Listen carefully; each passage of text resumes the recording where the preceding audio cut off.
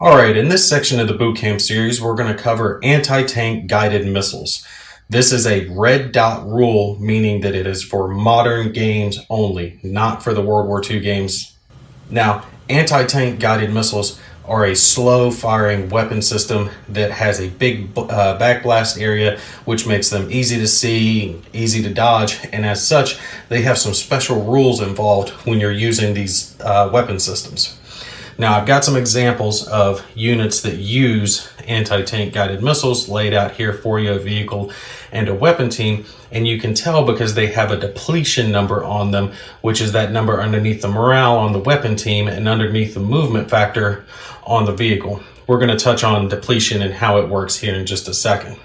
Now, when you're firing these weapons, it is a two-step process, and the first step is to simply declare the target.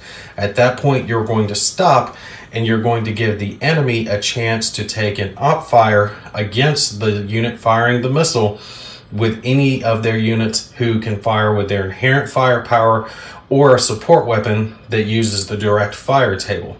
So if this vehicle were firing a anti-tank guided missile somewhere onto the map and this Russian unit could see them and fire on them, they could fire with their inherent firepower against them, and all they're trying to do is get them to perform a damage check.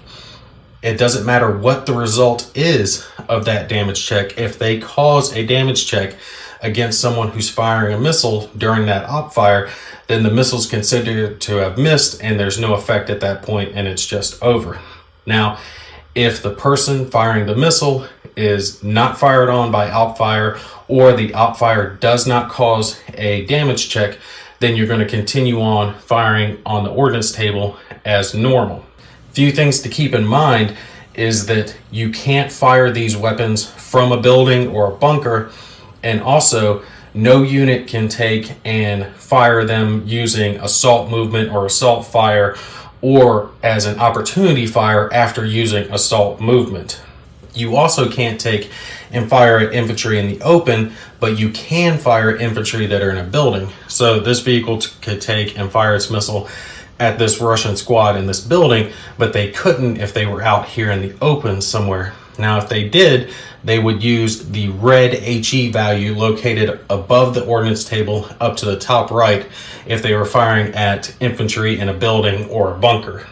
Now, the big rule when it comes to ATGMs is the depletion value. Now, it's very easy to understand how this works. You're going to look at the depletion number on the counter, and just like all other ordnance weapons, you're going to roll a 2d6 to see if you hit. When you roll, you're going to be looking at the colored dice and comparing it to that number. If the colored dice is less than, not less than and equal to, less than the depletion number, at that point they would be marked with a expended counter and they would no longer be able to fire ATGMs for the rest of the scenario. All of your game modules are going to come with 2 dice, 1 white and 1 of whatever color, red, green, blue.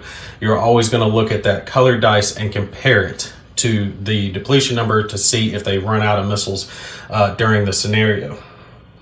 Also, keep in mind that ATGMs can only be fired once during a turn, so some vehicles do have superscripts denoting that certain weapons can be fired more than once during an impulse. This is never going to apply to ATGMs.